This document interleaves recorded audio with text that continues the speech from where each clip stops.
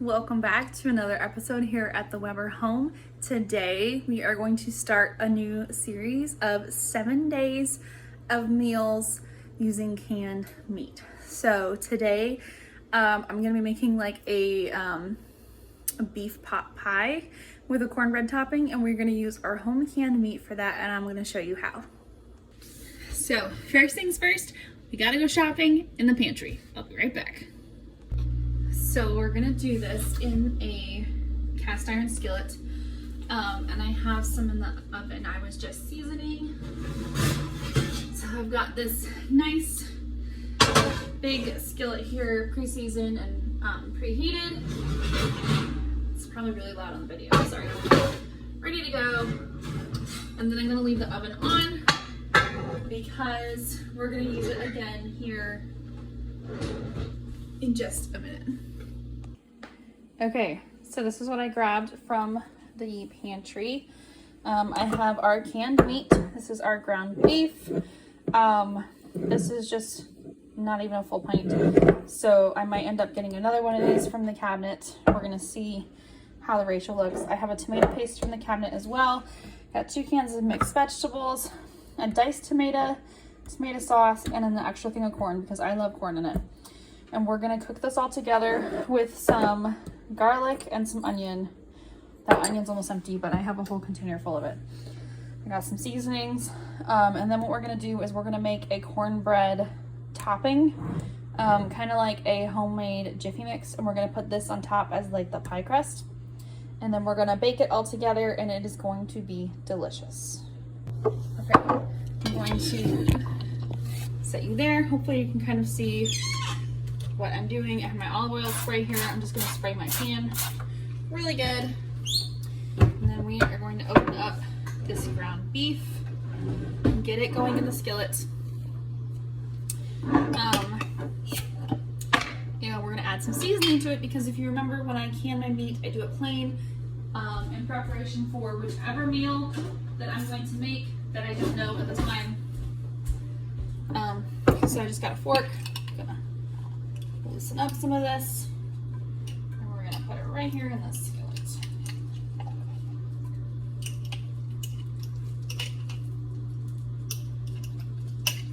And I will be the first to say that canned meat does not look the most appetizing. It really doesn't, but it does have, there's a lot of benefits to canning your own meat and having shelf-stable meat cooked and ready to go. And there's so many different uses for it, but people just don't seem to realize how many different ways they can use it. So that's why I'm here with this series, to show you different ways that you can use it, because I feel like a lot of people are very questioning of it and they don't know how to use it, and so they don't want to make it because they don't know how to use it. So here is your opportunity to learn. This is what it looks like in the skillet. I just chopped it all up. Like I said, it's not super appetizing looking, but it's here and it's quick and easy to use, and we're gonna learn how to use it together because it's been super helpful for me. So I want to show you how to use it as well. Okay, so now what I'm gonna do is I have this beef in here cutting up.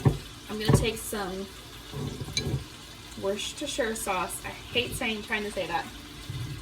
And we're just gonna dump in a good amount. Give that meat some flavor and let it cook down. Yes, I have mine in this blue bottle. I buy it by the gallon. We use it a lot. And then I have some seasoned salt here. I'm just gonna go across with some seasoned salt a little bit. Set that over there.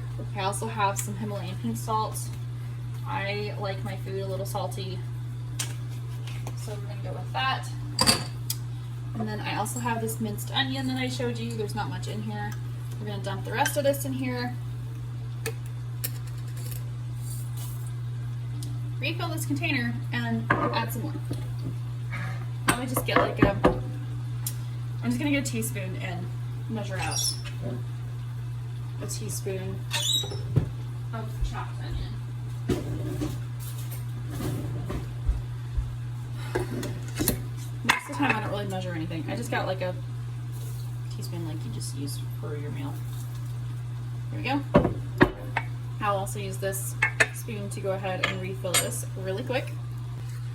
My husband laughed at me because on Amazon Prime Day, I had told him there were a couple of things that I needed to get. And so I was waiting for Amazon Prime Day because they were going on sale, and I had some like big things I was gonna order. He's like, okay, sure, you know, whatever.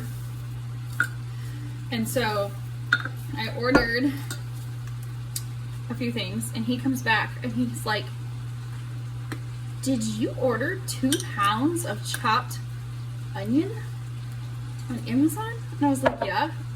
He's like, and a gallon of Worcestershire? Yeah. And 25 pounds of flour? Yeah. I got them pretty good deals too. He's like, that's what you wanted to order for Prime Day? Like bulk food. I was like, yeah. And he laughed at me. He's like, you're so weird, but like, I'll take it.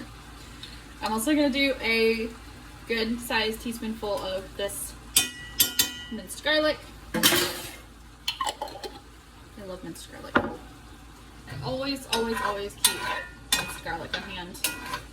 Let these onions soften just a little. This is actually a good amount of meat for this meal, so I don't think I'm actually gonna get a second can. And I can show you what it looks like now. It's looking a little bit better now. As you can see those onions and garlic in there, browning it up a little bit more. Looks pretty good. So I'm gonna go ahead and start adding in our other ingredients.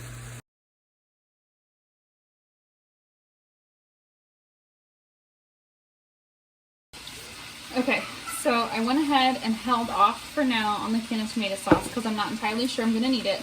But I have our Rotel diced tomatoes and green chilies. I did not drain this one. The other ones I drained. Since there's some liquid already in the ground beef, I'm not sure we're gonna need that tomato sauce as much. So I'm just gonna go ahead and dump all of these.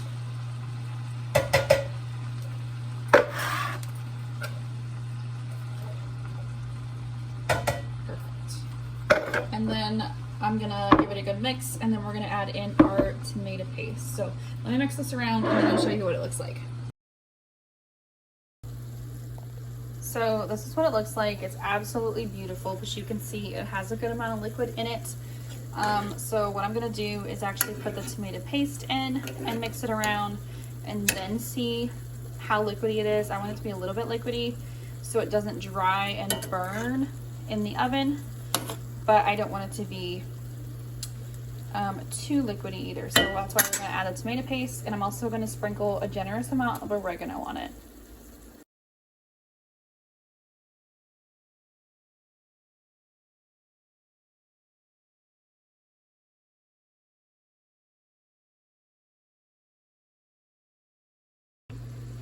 So I went ahead and added in that tomato sauce as well as the paste, because you can see how thick it is. When it was just the paste, it was like already getting ready to burn. And so I went ahead and added in that tomato sauce. And what I'm gonna do is I'm actually gonna turn this off, and we are gonna get our cornbread mixture to go on top. We're gonna go ahead and get that ready. So I used to be a Jiffy Mix girl because I'm from Indiana and that's what we used. And then I moved down here and my husband was like, sweetheart, I like cornbread. And I'm like, okay. So I'm actually gonna get a different measuring cup. I don't like that one. Not for this. So I am still in the process learning how to make it cornbread, but the last couple times I made it, he said that it tasted like good southern cornbread. So I have 1 cup of cornmeal, and then get my whisk out. We're gonna do some milk and some eggs. And no, I don't have my real milk right now. I just have my store-bought.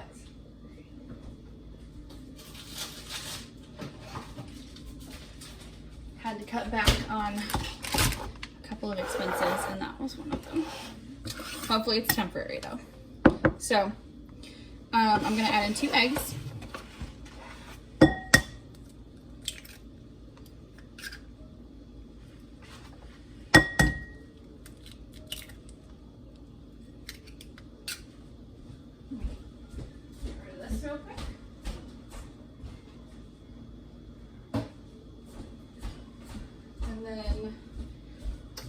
We are going to add in a little bit of milk. I'm just going to kind of eyeball it.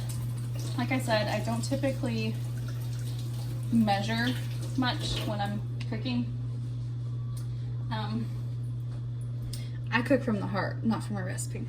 So I don't really measure much. So we're just going to kind of eyeball it. We're going to get this started in here. And then we're going to add in a little bit of milk. Doesn't need too much. We're gonna try it. So it's a nice consistency, but this is not gonna be enough. I'm gonna have to do probably 2 batches of this, or 1.5. So let's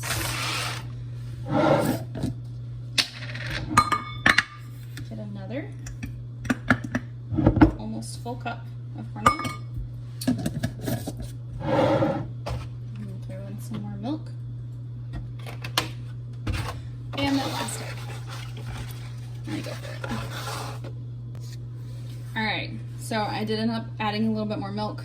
I just kind of eyeballed again, so I couldn't really tell you a measurement, but this is the consistency of it. And I did dump in some salt and some baking powder. Again, just kind of eyeballed it, dumped it in, eyeballed it. So we're gonna put this on top. This is probably gonna be a flop because I'm videoing it and I didn't measure anything, but we're gonna go with it. Oh, let me move this so you can see what I'm doing. So first, what I'm gonna do is I'm actually gonna take some of this Velveeta and do a thin layer of cheese across the top, because isn't it just good? You need some cheese with your pot pie, right? I'm just gonna do a couple of thin slices across. I'm gonna use this up anyway, so this will be perfect. I like to use the Velveeta for home canning mac and cheese. So good. This is all I did of that. I didn't super cover it, just enough to give it a little cheesy flavor. And now I'm gonna spread this cornmeal on top. Hopefully you can kind of see it if I put it there.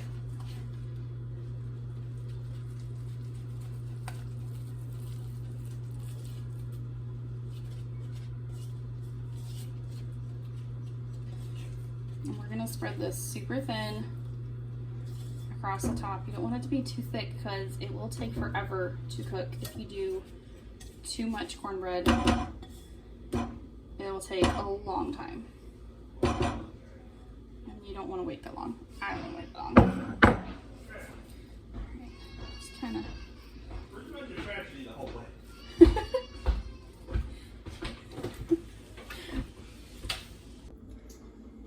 So this is what it looks like. I'll spread on top. Now we're gonna stick it into the oven and let it bake until all of that cornbread is nice and golden brown and completely done.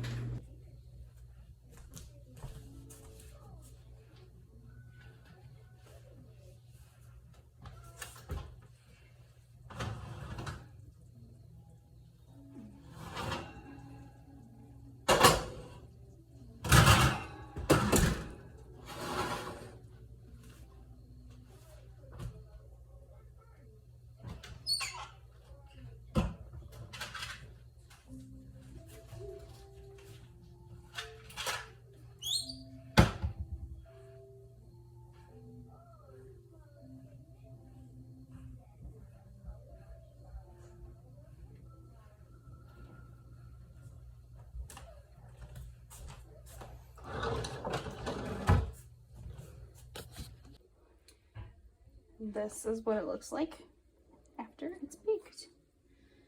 Oh my goodness. Here, that nice crispy.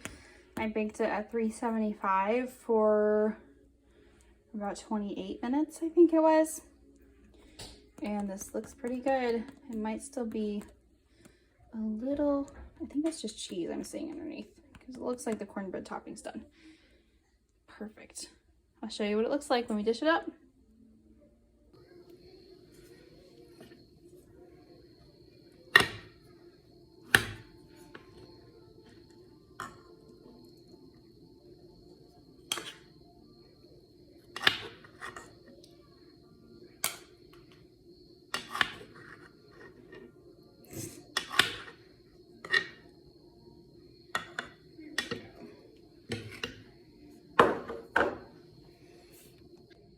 I just dished some up for my baby. I'm gonna let that cool. I obviously spilled some on the table, but